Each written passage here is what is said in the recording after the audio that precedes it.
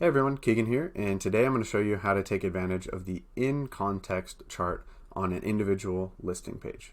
So here I am on my hypothetical listing of Shroot Farms irrigation room.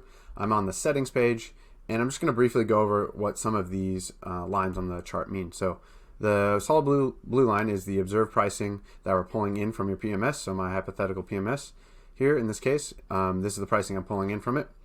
The pink solid line is the current pricing in Wheelhouse and is the pricing that would go live if you turned pricing on for this listing.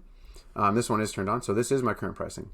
The dotted pink line is showing, based off what settings I have in place in Wheelhouse and what base price I have selected, what the demand model is suggesting I actually put the price to. So for example, here in September and October, I have a minimum price on weekdays of $99, it looks like, but the model based off demand is recommending I actually go down to $69. So it's basically a way just to see where you're priced at versus where the recommended price is, anchoring from your base price. A couple other things to mention are fixed prices will show up in yellow or orange. These are the prices you can set on your calendar that don't change based off demand. Book days also show up in green here, so these vertical green bars here are the book days for this listing, and block days will show up in gray. Now, this chart is pretty dynamic, really useful, and in the top right here you may notice that you have a couple drop downs. The drop down here shows you a couple pre-configured views that you can click and use. For today's purposes, I'm just going to leave it on pricing view, but I encourage you to explore those different views. And this drop down here basically allows me to add a few different series, so you can check them out here. Today I'm only going to show you three that I think are particularly useful, but explore the other ones as well on your own. So the first one I'll add is last year's bookings. So once I add this, we can actually see that my last year's bookings, only a few for this hypothetical listing, show up here on the chart. Another series we can add is the comp set median.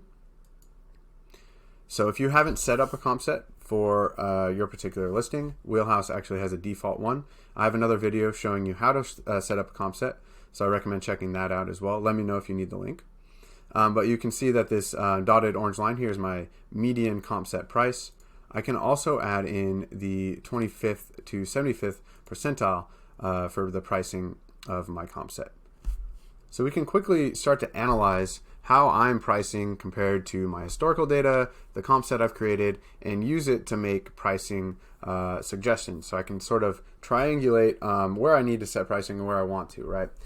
So real quick, let's go over this poorly managed hypothetical listing. So for example, I can see I'm kind of booked up here leading up into July. This is the next 30 days. Today is June 15th. But I can see that bookings sort of fall off, and this is supposed to be a high season for me, and I can see that my pricing is actually much higher than the median comp set here, actually extending all the way out into October, but where at that point I do drop off and actually start to price quite a bit lower than the median for my comp set. So am I meaning to do this? Do I have a strategy in place for my high season? These are questions I would ask, like, am I trying to price this high? Do I need to bring pricing down lower? I'm within the booking window for high season and I'm not really seeing much pickup.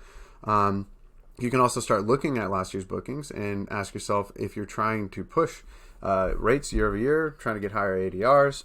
What's your strategy? Are you looking to boost occupancy? So maybe you actually want to bring pricing lower than last year's bookings. You can quickly see how much context this graph gives you into your pricing strategy. One thing to note is you can actually download this image here as a JPEG. You can also do a couple other options here, and there's some functionality by via changing the height of the graph, splitting up the way the prices are viewed here, and a couple other settings as well. Hopefully this was helpful to give you more context on the in-context chart, but if you have any questions, let us know.